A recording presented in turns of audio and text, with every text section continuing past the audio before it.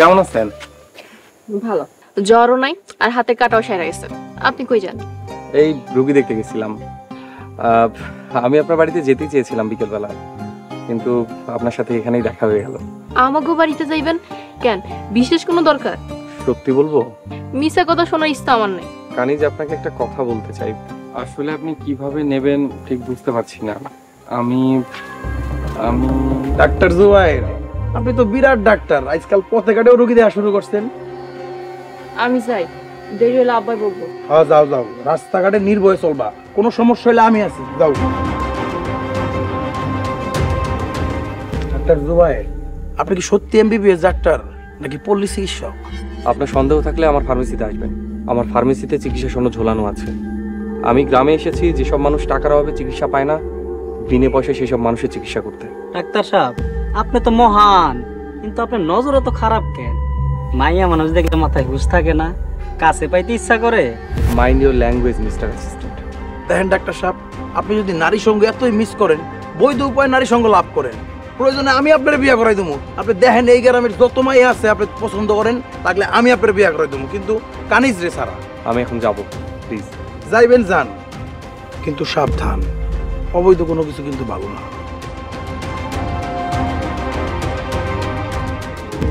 মফিস ভাই, আগে ঘর ঠিক করতে হইব। বুঝতে পারছি ভাই, আর কিছু কইতে হবে না, চলেন।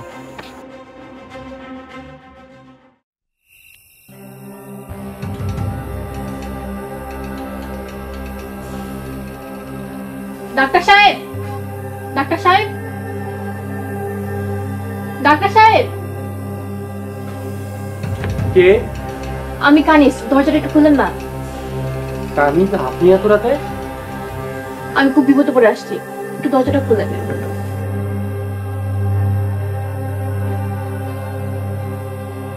কি হয়েছে? কোনো সমস্যা?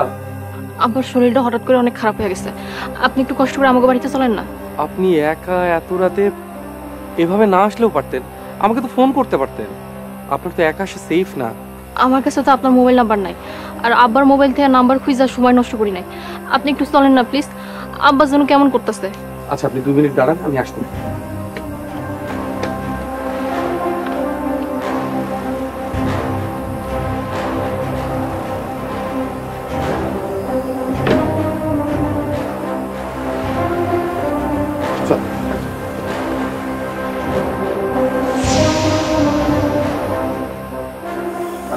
আপনি একটু সাবধানে যান, অলরেডি 5 বছর খেয়েছেন।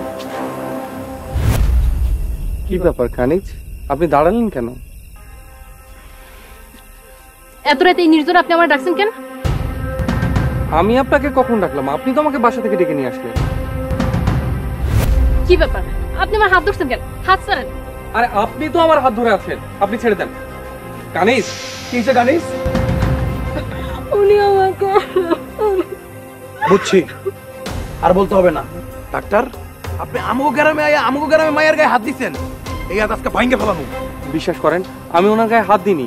আমি বাড়িতে ঘুমানোর প্রস্তুতি নিচ্ছিলাম, উনি এসে বললেন ওনার বাবা অসুস্থ, তাই আমি ওনার সাথে যাচ্ছিলাম। সব মিথ্যা কথা। আমি তো শিউলিদের বাড়িতে গেছিলাম নোট আনতে, ওনার সাথে আমার এখানেই দেখা হয়েছে, আর উনি আমার সাথে। এসব কথা সত্যি না, একদম মিথ্যা। ও, তুমি বড়ই সত্যবাদী। তাই কানিস, যাও এনতে।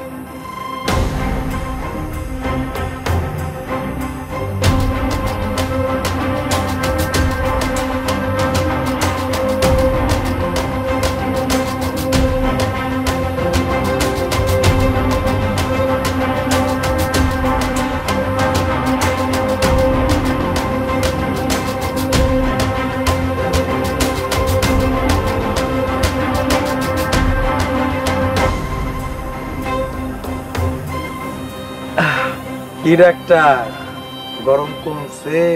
আপনি কি চান রতন সাহেব? আমাকে কেন মারলেন? আজকে আপনার ইচ্ছা মতো পিটায় পুলিশে দেবো, লুচ্চা আমি 7 মিটায় দেবো, তারপর পুলিশ যা ভালো মনে করে তাই করবো। আমি নির্দোষ, আমার কোনো দোষ নাই। আমি গ্রামে এসেছিলাম সাধারণ মানুষের চিকিৎসা করতে, কিন্তু আপনারা আমার সাথে যেটা করলেন সেটা ঠিক করলেন না। শোন শালা ডাক্তার, ওই তুই কর। ডাক্তার সাহেব, আপনি মেলা সেবা করছেন, আপনি ডাক্তার বালা, মানুষও বালা, তো আজকার রাইতে সেবার যে নমুনা দেখলাম, সি সি সি সি সি। আমার কোনো দোষ নাই রতন সাহেব, আমি নির্দোষ। ডাক্তার সাহেব, আপনি আজকার রাইতের মধ্যে গ্রাম সাইরা চলে যাবেন, কালকে সকালে জানি আপনার মুখ না দেই। এটা কিন্তু আবার আমার কথা না, রতন ভাইয়ের কথা। ভাই কথা ঠিক আছে না? ওই বেটা, তুই নিজের কথা আমার কথা কয়ে চালাই দিলি। আমি তো সবার পুলিশে দিতেছিলাম, তুই ওর ছেড়ে দিলি। ভাই বেচারা নতুন ডাক্তার, বয়স বিবেচনায় এবারের মতন ওরা মাফ করে দেয়। যা শালা, তোরে মাফ করলাম, কিন্তু কাল সকাল থেকে যেন তোরে আর এই গ্রামে না দিই। যা বাড়ি যা, আজ রাইতের মধ্যেই ব্যাগ ট্যাগ গুছায়া এই গ্রাম ছাড়বি তুই। যা ভাগ। আমি নির্দোষ, আবারও বলে যাচ্ছি আমার কোনো দোষ নাই। এই শালা, কথা কই বুঝছ না? ভাগ, নাহলে কিন্তু জানে মেরে ফেলব।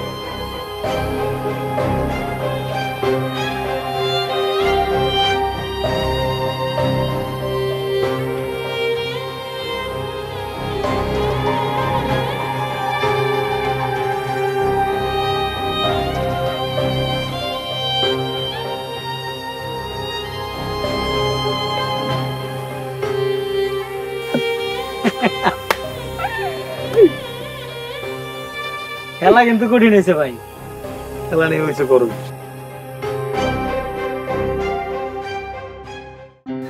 আসেন স্যার, আসেন, প্লিজ বসুন স্যার।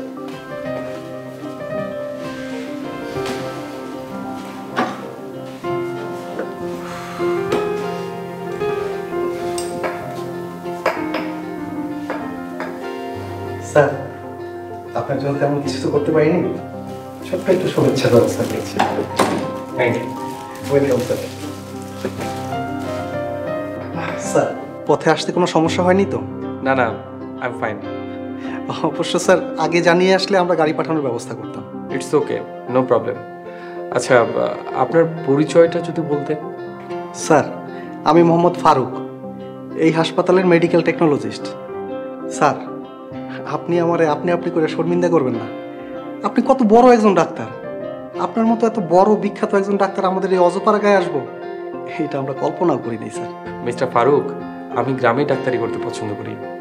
এনিওয়ে, এই হসপিটালে কয়জন ডাক্তার আছেন? স্যার, 3 শিফটে ডিউটি করার জন্য 3 জন ডাক্তার আছেন, আর 2 জন আছেন স্পেশালাইজড ডাক্তার, আর আপনি হচ্ছেন স্যার আমাদের এখানকার প্রধান ডক্টর। আচ্ছা ঠিক আছে, আমি এখন হসপিটালটা রাউন্ড দিতে চাই। স্যার, এখনই রাউন্ড দিবেন? এত দূর থেকে জার্নি করে আসছেন। Any problem? না, মানে স্যার, এখন যে ডিউটি ডাক্তার আছে ডক্টর শেলি ম্যাডাম একটু ঢাকায় গেছেন জরুরি কাজে, আর হসপিটালে অন্য কোনো ডক্টর নেই। What nonsense! আচ্ছা যাই হোক, কোনো না কোনো ডাক্তার থাকা উচিত ছিল। আজকে আমি ব্যাকআপ দিচ্ছি। আচ্ছা চলুন, আগে হসপিটালটা ঘুরে দেখি। জি চলুন স্যার।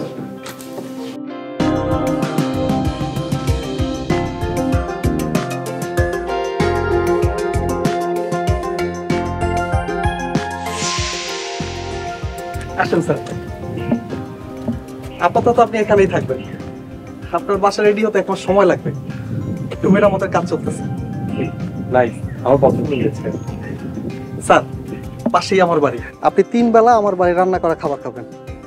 আমার বউ আবার খুব ভালো রান্না করে, খেলেই বুঝতে পারবেন। দরকার ছিল না ফারুক, আমি কোনোভাবে ম্যানেজ করে নিতাম। আচ্ছা ঠিক আছে, তুমি এত করে যখন বলছো, 2-3 দিনের বেশি না। বিয়ে করেছো কতদিন হলো?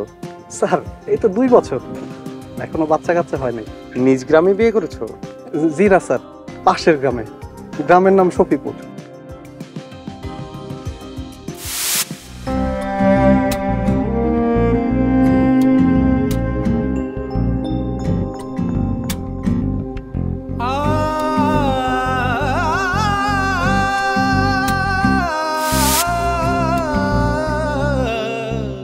শফিপুর, ছবির মতো সুন্দর গ্রাম। স্যার, আপনি চিনেন নাকি? সদ্য MBBS পাশ করে আমি প্রথম শফিপুরে গিয়েছিলাম। আচ্ছা Faruk, I am so tired, আমার একটু রেস্ট দরকার। স্যার, আপনি রুমে গিয়ে ফ্রেশ হন, আমি 1 ঘন্টার ভিতরে আপনার খাবার নিয়ে আসতেছি। আরেকটা কথা স্যার, আগামীকালকে আপনি আমার ঘরে 4টা ডাল ভাত খাবেন, এটাই গরিবের আবদার। ঠিক আছে, আসেন স্যার।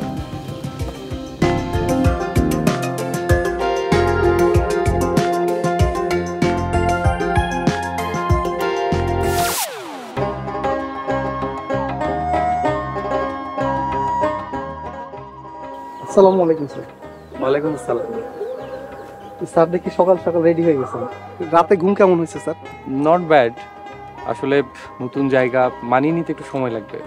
আচ্ছা ফারুক, তুমি কি আমাকে একটা বুয়া ঠিক করে দিতে পারবে? কেন স্যার, গরিবের ঘরের খাওয়ান কি আপনার ভালো লাগে নাই? সত্যি কথা বলতে কি, অনেকদিন পর এমন তৃপ্তি করে খেয়েছি। কিন্তু ফারুক, এত ভালো রান্না খেয়ে অভ্যেস করলে তো সমস্যা হবে। পরে ভালো রান্নাও অখাদ্য মনে হবে। রোজ রোজ তেমন ভালো রান্না পাওয়া যাবে না। স্যার, আপনার সাথে আমি কথায় পারবো না। তাই স্যার 7 দিনের আগে আপনি বুয়া পাইবেন না। চলো হসপিটালে যাওয়া যাক। স্যার, আজকে আমার বাসায় দাওয়াতের কথা মনে আছে তো? আচ্ছা চলো।